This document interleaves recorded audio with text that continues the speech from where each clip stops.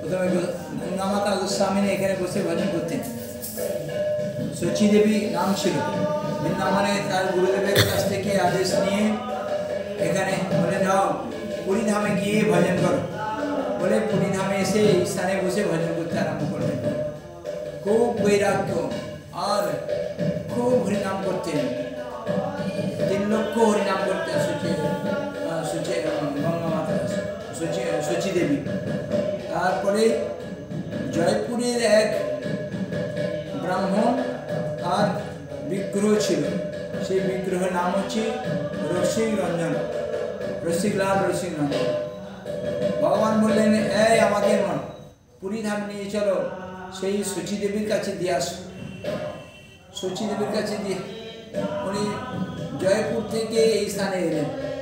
এসে দেখছেন সচী দেবীকে সব কথা বললেন, আমি আর বিগ্রহ সেবা করতে পারছি না, এই বিগ্রহ স্বপ্ন দিয়ে আমাকে আদেশ করেছেন, তুমি যাও সচির কাছে দিয়ে আসো, তোমার সেবা নেবে। বললে আমি নিজেই কিছু করতে পারি না, আমি ঠাকুরের সেবা করবো কি করে? না না, তোমার ঠাকুর তুমি নিয়ে যাও। বলে কিছুতেই নিয়ে গেল, কিছুতেই সেবা করলেন। ব্রাহ্মণ চলে যাবে, কি করবে? ভগবানের আদেশ। ওই তুলসী বন ছিল, তুলসী কানন ছিল, সেই তুলসী গাছের গোড়ায় ঠাকুরকে বসিয়ে রেখে চলে।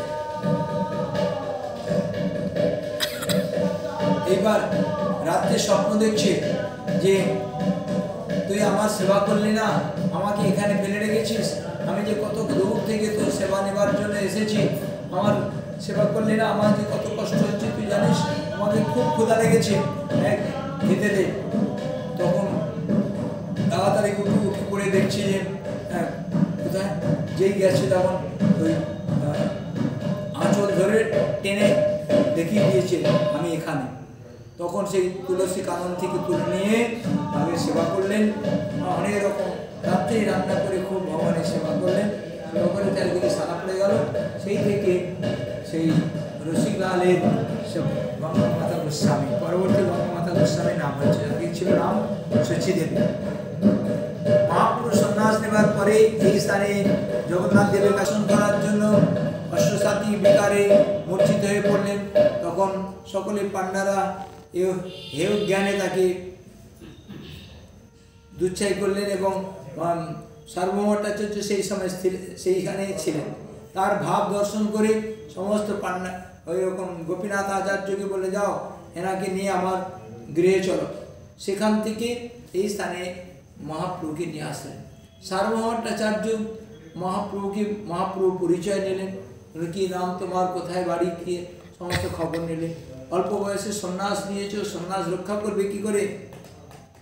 বললেন, আপনাদের মতো গুরুজন আছেন, আপনারা আমার সন্ন্যাস রক্ষা করবেন। কত কথা বললেন, কত উপদেশ করলেন। বেদান্তের তাৎপর্য শ্রবণ করালেন। বেদান্তের তাৎপর্য শ্রবণ করেন যেন মনোপুত হয়নি। বললেন, তুমি বুঝছো কি না বুঝছো, আমি তো কিছু বুঝতে পারছি না। বললেন, আপনার শ্লোকগুলো ভালো বুঝতে পারছে, কিন্তু আপনার ব্যাখ্যাগুলো শুনতে ভালো বুঝতে পারছে না। বলে তদানীন্তনকালে সার্বভৌমাচার্য নৈয়ায়িক পণ্ডিত ছিলেন, মিথিলা নগরে বিশেষভাবে পড়াশোনা করেছেন। সেই পড়াশোনা করে তদানীন্তন পুরী ধামের বিশেষ পণ্ডিত, তার কথা এইরকমভাবে মহাপ্রভু বলতেন। বললেন, তুমি তাহলে এই আত্মরামশ্চ মনয় নির্গন্ত পুরুক্রমে এর তাৎপর্য বুঝো। বলে, আমি বুঝি না, আদেশ করলে কিছু বলি। মহাপ্রভু আদেশ সার্বভৌমাচার্য আদেশ করলেন। সার্বভৌমাচার্য 13 প্রকার ব্যাখ্যা করেছিলেন। তাকে সরিয়ে দিয়ে মহাপ্রভু সুন্দরভাবে অতি সুন্দর ব্যাখ্যা করে শ্রবণ করালেন। 19 প্রকার ব্যাখ্যা করে শ্রবণ করা। ন্যায়ের পণ্ডিত আর এইরকম আমি বিদ্বান ব্যক্তি, আমার কাছে আজ এত সুন্দর লাগছে, কে?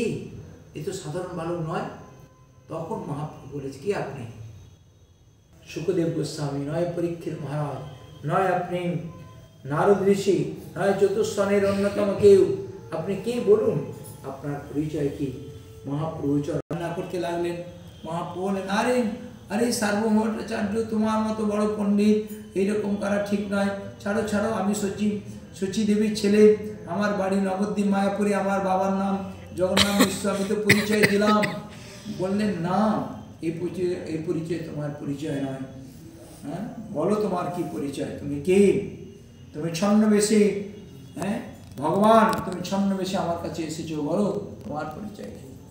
তখন মহাপ্রভু সন্তুষ্ট হয়ে এই সার্বভৌমাচার্যকে বিশেষ করে করুণা করে দর্শন দিয়েছিলেন। মস্তকে 2 চরণ তুলে দিয়ে বলেছিলেন, দেখ আমি কে।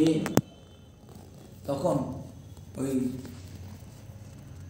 ষড়ভুজ অর্থাৎ ভগবান রামচন্দ্র তীর ধনু ধারণ করেছিলেন, সেই তীর ধনু ধারণ করে, আর ভগবান কৃষ্ণচন্দ্র বংশীধ্বনি করেছিলেন দাপর যুগে বৃন্দাবনে। সেই কৃষ্ণচন্দ্র আজ, সেই রামচন্দ্র, সেই কৃষ্ণচন্দ্র আজ আমি গৌরাঙ্গ রূপ ধারণ করে, দণ্ড কমণ্ডল ধারণ করে তোমার কাছে এসেছি, সেই আমি। মা সার্বভৌমাচার্য খুব হৃদয়টা গদগদ হয়ে গেল, আর খুব চরণ ধরে আদরে সেই কর্মচ স্তব শুদ্ধ করলেন। বৈরাগ্য বিদ্যা নিজ ভক্তি যে ও শিক্ষার্থমেঘ শরণাম প্রপন্ন, কত কিছু বললেন। হে বৈরাগ্য বিদ্যাস্বরূপ, আপনি শ্রী চৈতন্য মহাপ্রভু জগতের শিক্ষার জন্য এসেছেন, আপনি আমাকে করুণা করেছেন। এমন যে সার্বভৌমাচার্য ন্যায় পণ্ডিত হলেও তিনি নিরীশ্বরবাদী, মায়াবাদী পণ্ডিত ছিলেন। তিনি নিরীশ্বরবাদী কথা জগতে প্রচার করেছেন। মহাপ্রভু করুণা পেয়ে তিনি শেষারবাদী, ভগবান শ্রী গোবিন্দের কথা, শেষারবাদীর কথা, সিদ্ধান্তের তাৎপর্য জেনে মহাপ্রভু অচিন্ত ভেদাভেদ সিদ্ধান্ত মতবাদকে আদর করে তার কাছ থেকে সমস্ত সিদ্ধান্ত জেনে নিয়ে তিনি কেবল রাধা গোবিন্দের সেবা করেছেন এবং কৃষ্ণ নাম সংকীর্তন করেছেন। যে কৃষ্ণ নামের দ্বারা কেবল কৃষ্ণ প্রেম লাভ করা যায়, সেই কৃষ্ণ প্রেম লাভ করে জগতের কাছে বিশেষভাবে প্রচার করেছেন। এবং মহাপ্রভু কি বলেছেন, প্রভু তুমি যাচ্ছ সেই দক্ষিণ ভারতে, দক্ষিণ ভারতে একজন রসিক লাল, রসিক রঞ্জন, একজন বিশেষ ভক্ত রামানন্দ রায়, তার সঙ্গে তুমি মিলিত হবে, তোমার তার সঙ্গে কথা বলে তোমার বড় তৃপ্তি হবে, যাও। সেই সার্বভৌমের কথা অনুসারে যখন দক্ষিণ ভারতে গেলেন রামানন্দের সঙ্গে, তখন বিশেষভাবে মিলিত হয়ে তিনি যে কথা বলেছিলেন চৈতন্য চরিতামৃত, সেই কথা বিশেষভাবে লিপিবদ্ধ আছে।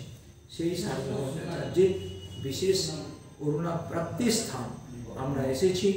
সার্বভৌমাচার্যের কাছ থেকে কৃপা লাভ করার জন্য, মহাপ্রভুর কাছ থেকে কৃপা লাভ করার জন্য। হে প্রভু, তুমি যেমন সার্বভৌমাচার্যকে বিশেষরূপে মস্তকে 2 চরণ তুলে দিয়ে কৃপা করে তাকে কৃষ্ণ প্রেমে আপ্লুত করে কৃষ্ণ প্রেমে পাগল করেছ, আমাদের সকলকে তুমি ওই রকম 2 চরণ তুলে দিয়ে তোমার পূর্ণ আশীর্বাদ, তত্ত্বজ্ঞান, কৃষ্ণ নামের দৃঢ় বিশ্বাস যেন হয়, সেই রকম আশীর্বাদ করে আমাদের কৃষ্ণ নামে, কৃষ্ণ প্রেমে ডুবিয়ে দাও প্রভু। মঞ্চা কল্পতরুভ্যশ্চ কৃপা সিন্ধু পতিতানাং পাবনেভ্যো বৈষ্ণবেভ্যো নমঃ। जैसे गुरु वृंदावन बिहारी लाल की जय, जय सार्वभौमाचार्य की जय, प्रभु महाप्रभु की जय, गंगा माता गोस्वामिनी की जय, रसीलाल प्रभु की जय, निताई गौर प्रेमानंदे हरि बोल। जय जय श्री राधे।